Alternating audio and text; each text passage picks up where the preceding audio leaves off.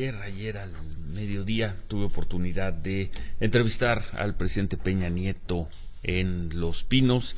Esta es la entrevista. Queda la impresión de que Hillary Clinton no se quiere reunir con usted. Yo creo que es, a ver, mira, Ciro, a partir de la visita que hiciera el candidato Trump, creo que han corrido cualquier cantidad de especulaciones. Lo único cierto es que mi gobierno, advirtiendo que hoy México está como uno de los tantos temas de debate en la competencia electoral que hay por la presidencia de los Estados Unidos, como nunca había estado. México no había sido un tema central en este debate, o si no central, por lo menos un tema de los tantos abordados en un debate. Era importante que buscáramos un espacio de acercamiento con ambos candidatos, para dar contexto, para explicar la relevancia que tiene para los Estados Unidos y para su desarrollo México, como el que tiene Estados Unidos en su desarrollo para el crecimiento y desarrollo de México. Y eso fue lo que busqué. Pero ya lo Hillary Clinton no lo quiere tomar. Mira, yo he tenido oportunidad de platicar alguna vez con ella. Yo no sé si lo tome en algún momento, no sé, no ha habido una respuesta en sentido negativo, simplemente que en este momento ella está concentrada en su campaña. Sorprendentemente, de parte del otro candidato, tuvo una respuesta muy inmediata y además no solo de tener un encuentro, sino de venir a tenerlo aquí a México. Esto obviamente, al final de cuentas, estuve yo en la decisión y en la responsabilidad de haber asumido la decisión de sí encontrarme con él, porque creo que ha sido en varios de sus posicionamientos los que mayor amenaza y riesgo representan para México. Y ese fue el sentido de haberme encontrado con él. Quizá hubo algunas otras ponderaciones que no se hicieron, que no se valoraron suficientemente, porque además fue algo muy rápido, muy súbito que se ocurrió. Ahí está la respuesta, yo la había formulado, era tomarla o dejarla. Hay que advertir que cualquiera de los dos candidatos puede convertirse en el próximo presidente de Estados Unidos, y creo que lo que hay que cuidar aquí es el interés de México. Pero no toma entonces como un no consumado no haberse encontrado con Hillary Clinton en Nueva York. No lo tomo como un no consumado, y a ello agrego que ya he tenido oportunidad alguna vez en este mismo espacio donde hoy nos encontramos, precisamente de haber dialogado, de conocerla. Pues es una gente que está informada de la relación que hay entre México y Estados Unidos. Advertía que no era así precisamente con el candidato Trump, que creo que había algunos elementos que es importante puntualizar. Y bueno, pues yo lo dejo ahí. Está la consideración de la candidata, pero lo importante, y que hay que también tenerlo claro, es una elección que ocurre en los Estados Unidos. Mi posición de no intervenir, de no intrometerme en ese proceso, sigue siendo muy clara. México no participa activamente en esa campaña. Es una elección que tiene lugar en el país vecino del norte, y allá será quienes decidan quién se convierte en su presidente o presidente. ¿Por qué se fue Luis Videgaray, presidente? Mira, creo que Luis, en el marco justamente de esta visita, tuvo un gran desgaste. Sin duda había sido un actor que se había involucrado en el arreglo que habíamos hecho con el equipo de campaña del candidato Trump para poder tener este acercamiento, como lo procuré con ambos equipos de campaña de los dos candidatos. Y creo que este desgaste pues me llevó a tomar la decisión y aceptar la renuncia que él presentara, ante una premisa que es clave. Hoy se necesita que el secretario de Hacienda sea fuerte, esté robusto, tenga la capacidad de procesar este paquete presupuestal que hemos presentado al Congreso, un paquete agresivo en términos de un ajuste, de un recorte presupuestal muy importante, asumiendo la responsabilidad que debemos de tener, que ante una caída en los ingresos, particularmente por la caída en los precios del petróleo, tenemos que actuar con responsabilidad. Menos ingresos para el Estado obliga a que tengamos menor gasto.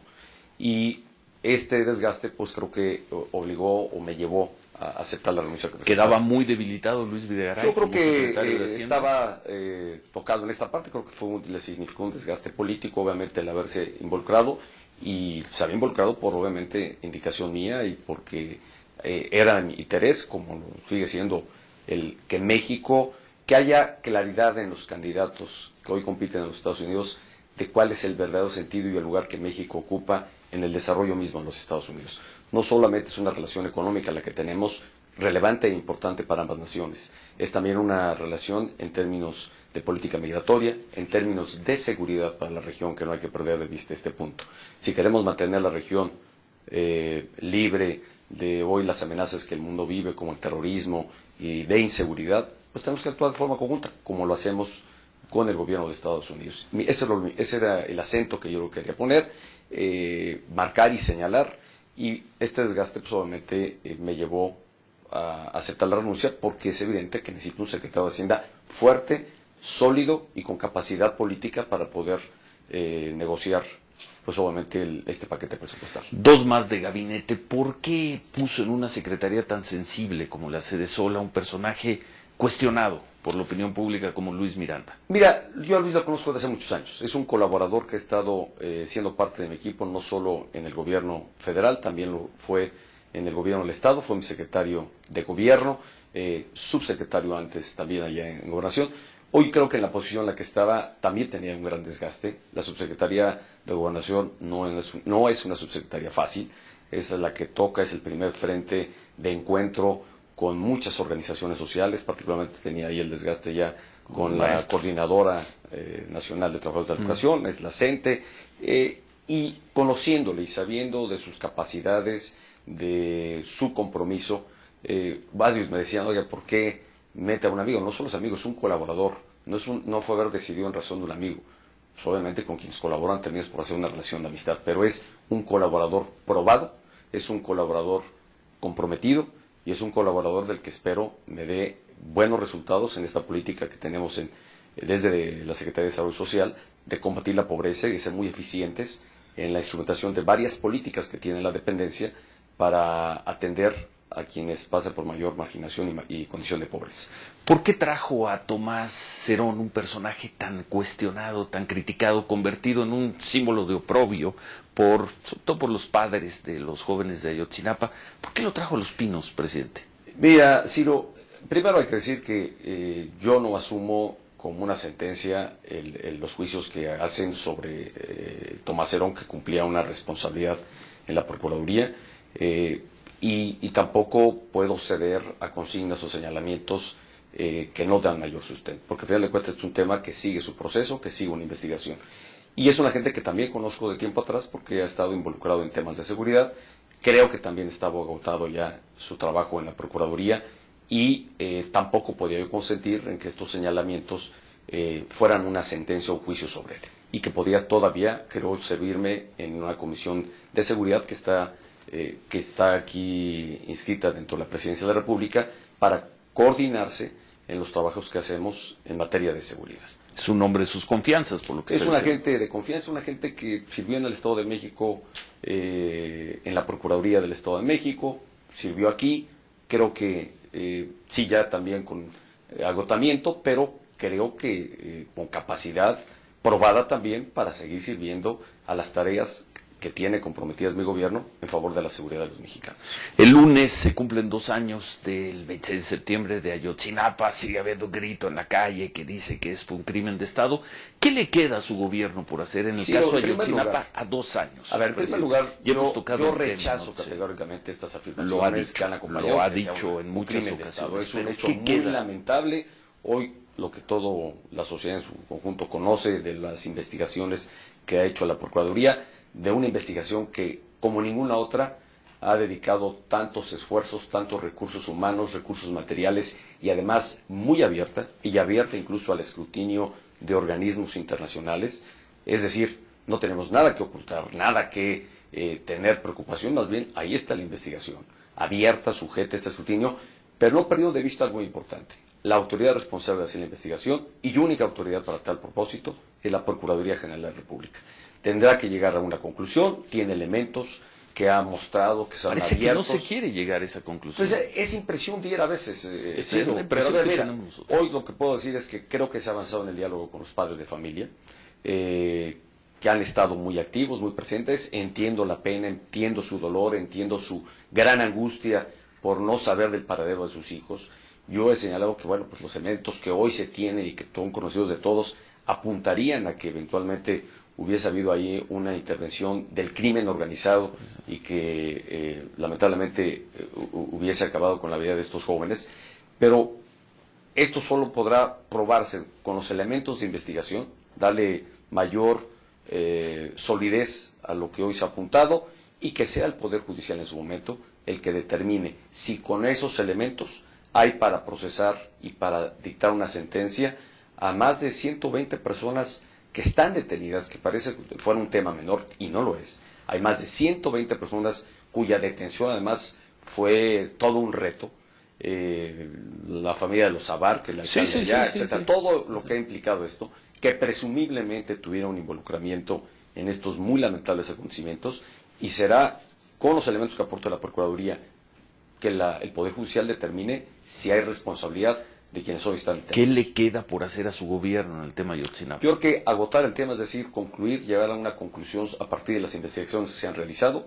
Creo que este no es un tema que tenga que seguirse de forma indefinida. Creo que la Procuraduría tendrá que llegar a un momento donde, con los elementos de investigación que tiene ya realizados, todos los aporte al Poder Judicial, y ahí se defina si son suficientes para probar culpabilidad de quienes están detenidos y quienes todavía falta eventualmente contener, y sobre quienes hay órdenes de aprehensión. Presidente, hablando de crimen organizado, su gobierno guardó silencio, y a nosotros, a algunos periodistas, nos pareció un silencio en el cual asumían las conclusiones de un informe, la calificación es mía, de la Comisión Nacional de los Derechos Humanos, plagado de generalidades, de irregularidades. Me refiero al caso de Tanuato, donde se presenta a la Policía Federal como una especie de pelotón de aniquilamiento.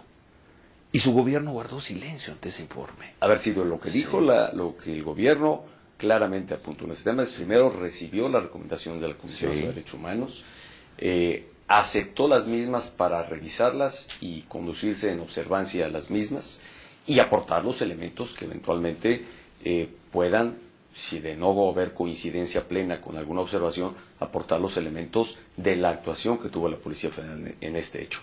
Varios de estos hechos donde se ha actuado particularmente con quienes presumiblemente son actores y son miembros de organizaciones criminales, obviamente la Policía Federal, el propio Ejército, que se ha visto involucrado en esta tarea que estamos comprometidos a realizar en favor de la seguridad de México. Pues ha habido señalamientos, ha habido observaciones por parte de la Comisión Nacional de Derechos Humanos. Mi gobierno está comprometido con esta materia y con este tema, he sido respetuoso de los mismos, las hemos aceptado, y evidentemente estamos en el espacio para acreditar, de ser así, que las actuaciones estuvieron apegadas a derecho. Donde no, y donde haya habido realmente una falta, pues obviamente habrá que imponer las sanciones que, conforme a la ley, deban de aplicarse a quienes hayan excedido en el uso de la fuerza pública. Presidente, pero pareciera, caso Ayotzinapa, caso Tanuato, que su gobierno se mueve con culpas. Parece que se mueve con culpas. Yo creo que tú eres voz de lo que algunos lo apuntan dicho, en extremo, y como creo si que, ustedes los hubieran matado, presidente, como si ustedes los hubieran matado. No creo que tú apuntas lo que yo lamento sea un señalamiento de varios, y creo que además algunos ocupan de exacerbar justamente estos señalamientos. El gobierno está francamente y muy comprometido en el tema del respeto a los derechos humanos y de combatir al crimen organizado con toda la fuerza del Estado. Y eso es lo que hemos hecho. Reconocer que en algunas de estas actuaciones puede llegar a haber excesos, habrá que acreditarlo. Por eso nunca he estado, más bien siempre he estado en favor de aceptar las recomendaciones de los derechos humanos para instruir las investigaciones correspondientes. Pero en todos hechos, en todos estos, Tanuato, Apatzingán, Tlatlaya, hay una constante en todos estos eventos: presencia del crimen organizado. Y evidentemente lo que es inaceptable, y aquí sí yo rechazo categóricamente, es que se pretenda decir de todos estos eventos que tiene una consigna de actuación del Estado y de... Así lo presentó la CNDH. Así lo presentó la CNDH. Absurdo, aberrante.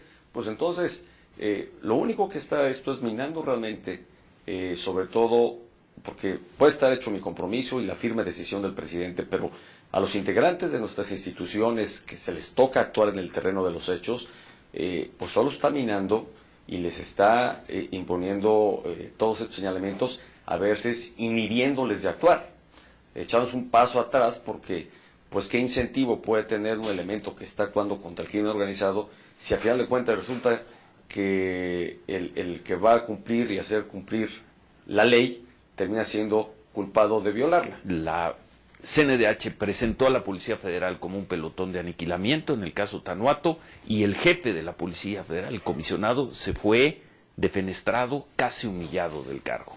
Enrique Galindo. En desgracia hay una razón de haber removido a Enrique Galindo. Precisamente para dar espacio a una investigación completamente objetiva e imparcial.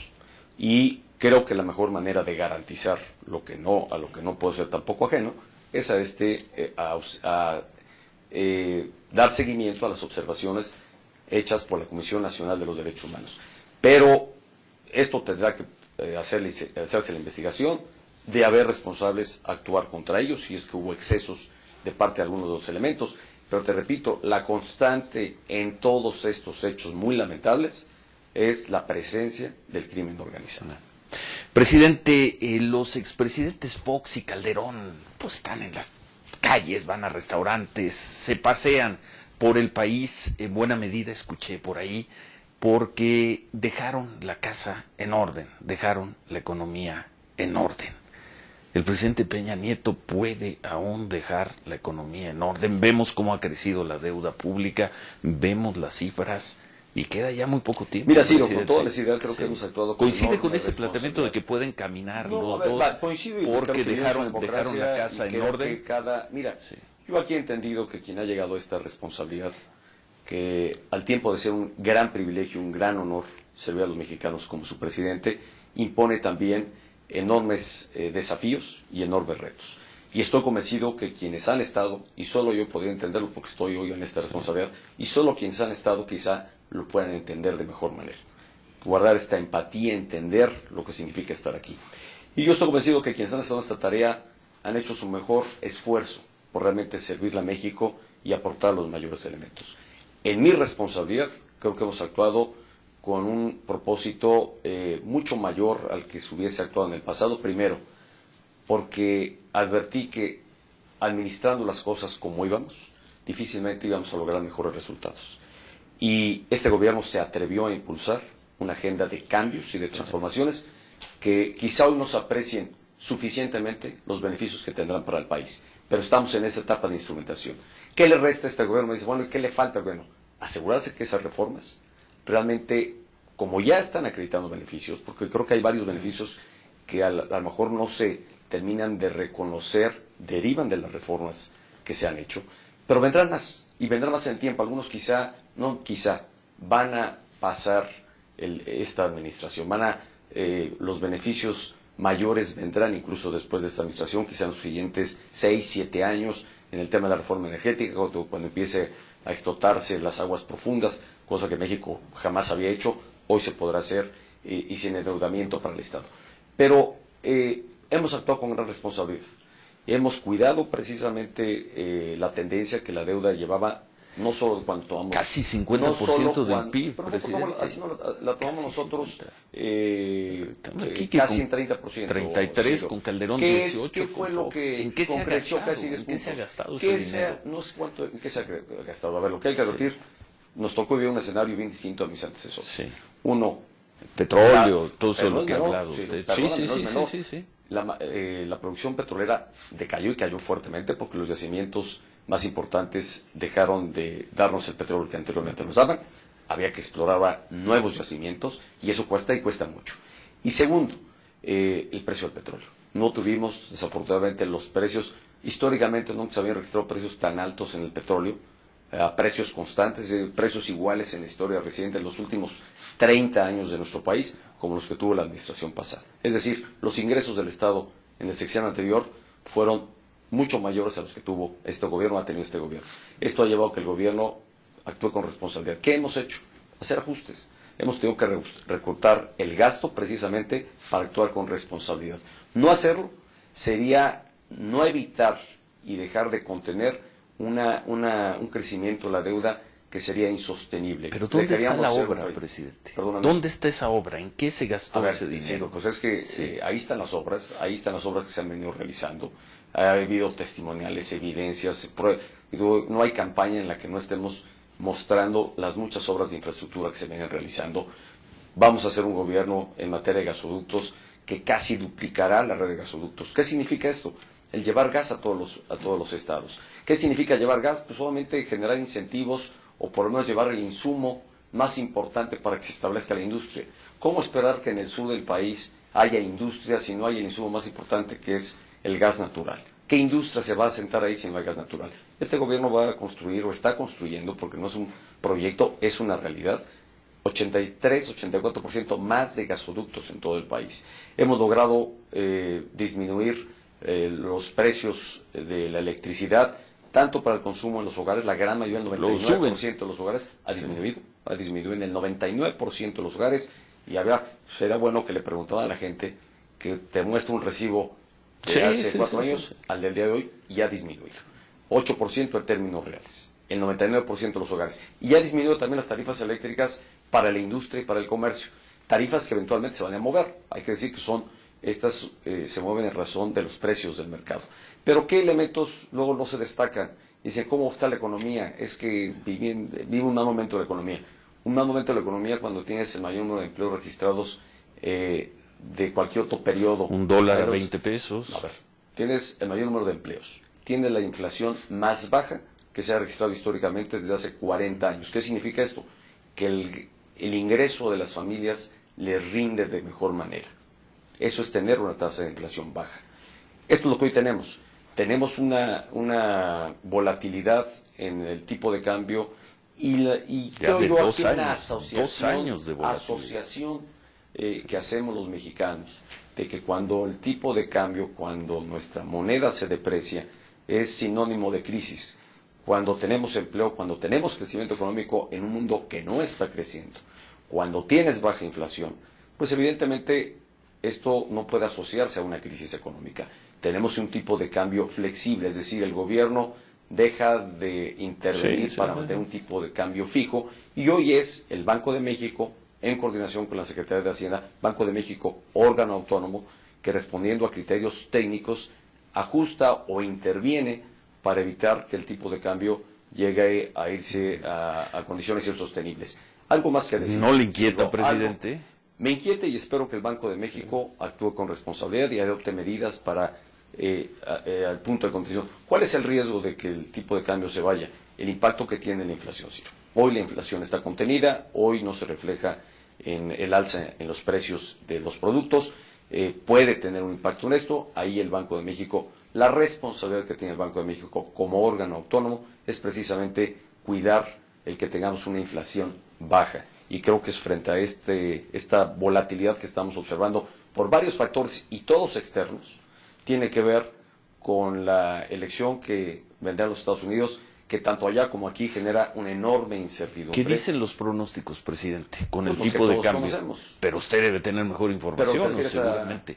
Hay una relación directa, hay una relación directa al proceso electoral. Hay un apunte muy claro en la medida que el candidato Trump ha venido subiendo en las encuestas y en las preferencias, tiene un impacto ante los señalamientos que ha hecho sobre México, pues, y en la incertidumbre que esto genera, no, yo no podría hablar del tema, creo que es un tema que el Banco de México tendrá que actuar y buscar una manera de contenerlo.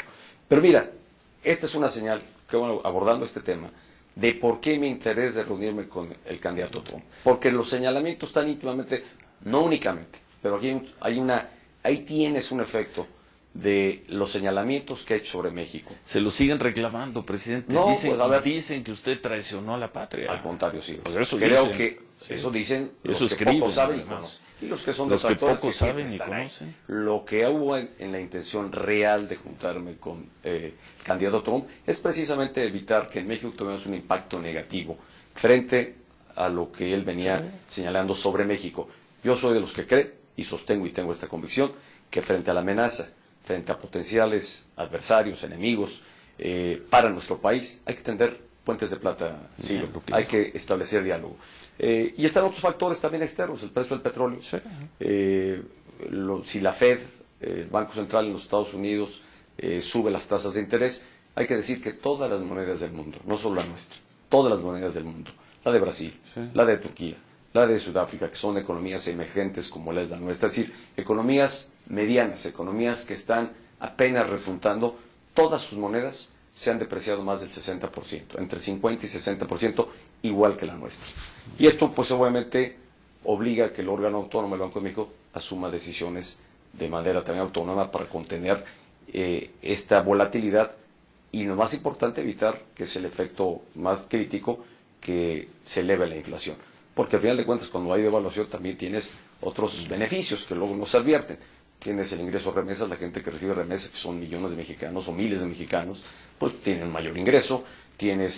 Nos volvemos más competitivos con los productos que ofrecemos, se vuelven mucho más competitivos las exportaciones mexicanas, el turismo se vuelve mucho más atractivo.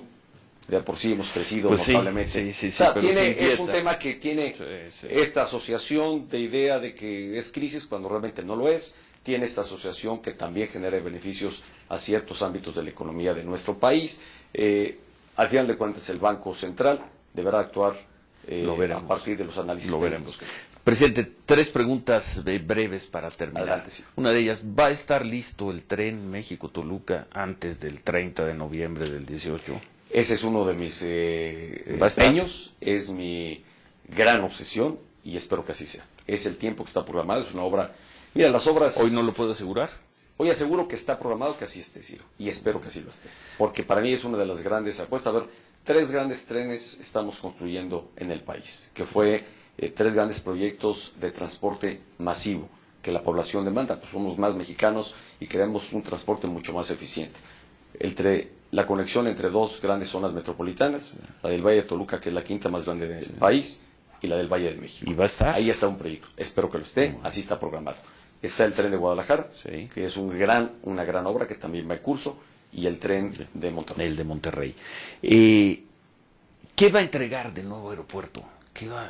A ver, yo lo Máquinas, señalé. A ver, hay que decir que cuando usted entregue el gobierno el 1 de diciembre, ¿qué va a haber de está nuevo proyectado? aeropuerto? ¿Va a estar al menos listo. el La obra no estará concluida y lo señalé desde que decidimos y se ha hablado y quizá por eso nadie se había tomado el atrevimiento de decir, bueno, es una obra de ingeniería muy compleja, sí, porque está en un terreno pantanoso, como lo estuvo el actual aeropuerto, que pocos saben. Hoy donde está el aeropuerto de la Ciudad de México, que por cierto está saturado y ya muy rebasado en la capacidad de operación, y eso limita también el crecimiento como nación, es el lugar más importante de conectividad, la capital del país con el resto de quienes vienen de fuera, y está saturado, muy saturado, está rebasado por mucho en su capacidad. Fue un aeropuerto que estuvo hace más de 50 años, 60 años, en terrenos muy similares a donde se está construyendo hoy el actual aeropuerto. Pero la obra constructiva toma tiempo. Yo espero que estén construidas las 2 pistas que son las que están proyectadas, la torre de control, el cascarón de lo que será la obra civil. Torre de control el y cascarón. A ver, pues obviamente no estará terminada. Yo apunté que cuando decidimos emprender el proyecto, es una obra, como todos los aeropuertos del mundo, toma del orden de 8 años llevarla a cabo. Esta está proyectada para que se concluya. Pero 2 pistas, torre de control y cascarón. Y el cascarón de lo que será pues, la terminal aérea del nuevo aeropuerto. Finalmente, el presidente Obama habla de populismo, el presidente Peña Nieto habla de populismo. ¿Qué tanto le inquieta la eventualidad de que Andrés Manuel López Obrador gane en el 2018? Mira, yo soy respetuoso de la decisión que toman los mexicanos sobre quienes se presenten a la elección. Y apunto lo que me pareciera que la historia se repite. El tema del populismo ha acompañado a distintas partes del mundo en otras etapas de su historia. Y mi preocupación es al advertir hoy el gran desgaste de las instituciones. Y por ello me refiero a los gobiernos, a los partidos políticos.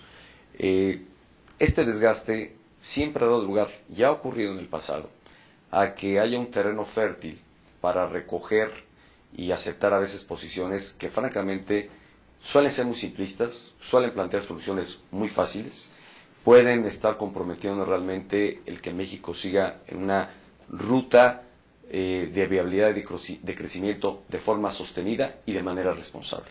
Cuando hemos tenido, en México vivimos también escenarios de haberse adoptado políticas de corte populista. ¿Con el PRI? Con el PRI, donde vimos a un crecimiento del aparato burocrático del Estado, donde vimos prácticamente programas sociales donde se fue mucho dinero y que no dejaron absolutamente nada ni combatieron la pobreza. Lo único que dejó el saldo de todas esas acciones fue un sobreendeudamiento del país, las crisis económicas que después vivimos en los años 80, eso fue lo que dejó, ese fue el saldo. Por eso mi preocupación y esta advertencia, y creo que el presidente Obama la recoge por igual, y creo que varios, yo que he platicado con varios presidentes, la recogen exactamente por igual.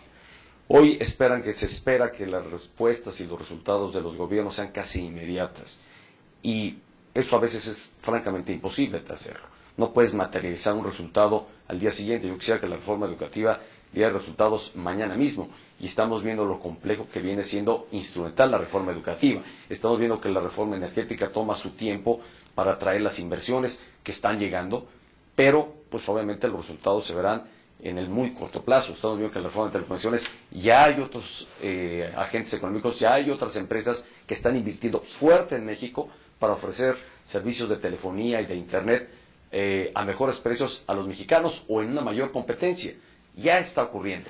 Y eso me preocupa. Pero hay un que el México tiempo que toma... antisistémico, presidente, que se ve muy grande hoy. Y hay una muy sociedad, grande. yo creo que en el mundo, Sí. Ciro, quizá con cierto grado de impaciencia. Con impaciencia yo creo que yo debo reconocer, por ejemplo, hoy que las redes sociales sin duda son un gran avance, es signo de nuestros tiempos, han traído enormes beneficios para nuestras sociedades, el acceso al conocimiento, el acceso a la participación activa de quienes se mueven en las redes sociales, pero también ha generado, yo creo, y han alimentado en alguna forma, no quiero culpar a las redes, pero creo que en alguna forma corre en las redes a veces enorme desinformación. No información objetiva, no información precisa. Humberto Eco alguna vez calificó que era esto, pues que era casi igual una opinión de alguien informado, preparado, que la de alguien que podía decir cualquier aberración y tontería. Y eso lamentablemente genera, o yo creo que ha contribuido a que se genere enorme desinformación. Y hay una resistencia, rechazo a aceptar la realidad y las verdades. O sea, los hechos reales, a ver, estos de resultados, ahí están las obras, ahí están los proyectos, ahí están los avances, ahí están los números. ¿El México sistémico es hoy más grande que el antisistémico? Yo no calificaré sistémico y antisistémico, Sira, no estoy convencido de que esta sea la división que tengamos en México. Yo creo más bien una sociedad que espera resultados, que es impaciente, es más informada, con mayor exigencia, qué bueno que lo sea. Por eso señalaba yo en mi discurso en Naciones Unidas, creo que la solución a esta crisis de la democracia es la democracia misma. Es decir, abrir espacios de mayor participación y de debate de las ideas. Lo que hoy tenemos que hacer es contrastar ideas y poner números, cifras, resultados y proyectos y por qué sostener esta política frente a la otra, por qué esta política va a dar mejores resultados, qué es lo responsable hacer. No hacer eso se queda un terreno fértil realmente para que quepan estas posiciones demagógicas que creen que todo lo pueden resolver como si fuera una varita mágica, simples, muy simplistas, y que eso realmente pueda trastocar y alterar la ruta que México ha construido, no solo en esta administración. Creo que llevamos poco más de 20 años actuando con responsabilidad, de manera institucional, México avanzando, México creciendo, no al ritmo deseado, porque el mundo se nos ha presentado un escenario complejo, pero creo que no podemos extraviarnos. Creo que tenemos que mantenernos en esta rumba y ir avanzando hacia adelante. Y desviarnos de eso puede ser costoso para los mexicanos. Lo veremos. Muchas gracias, presidente. Hace 3 meses tuve oportunidad de platicar con usted, se veía de muy buen humor. Y sigo de muy buen humor. Se ve de buen humor, le gritan cosas horribles allá afuera, presidente. Pues sí, se me ha hecho Les yo creo que la piel cosas más gruesa, horribles eso en las sí. redes sociales. Se me ha vuelto más gruesa porque no puedo reaccionar de igual manera. Asumo lo que esto representa, el tamaño de la responsabilidad, el desafío de los tiempos que vivimos, y actúo bajo las convicciones de que lo que haga está para servir a México, para que México le vaya bien, para que todo lo que estamos haciendo y se ha hecho sea para bien de la sociedad mexicana. Esa es mi convicción. Si no hubiese desviado, hubiera reparado, hubiera cambiado, estoy convencido que lo que estamos haciendo es lo correcto y es para bien de México. Entre las muchas cosas que se escribieron después de la visita de Donald Trump, se hablaba de un presidente muy deprimido. No, a ver, Muy deprimido, no afligido, muy deprimido. No, a ver, evidentemente, y quizá una fue de las ponderaciones no bien hechas, era la reacción social que íbamos a tener tan exaltada ante la presencia de Trump, ante lo que, debo decir, fue mi propósito, que es tener un puente de diálogo y de entendimiento con quien potencialmente puede convertirse en presidente de los Estados Unidos. Y que era claro, ahora importante que supiera qué papel juega México con los Estados Unidos en distintos ámbitos. Ese fue mi propósito, sigue siendo mi interés, y veremos qué ocurre el próximo 8 de noviembre. Ya no falta mucho. Gracias, presidente. Sí, muchas gracias por esa oportunidad. Es un gusto estar en tu programa. Gracias. Muchas gracias.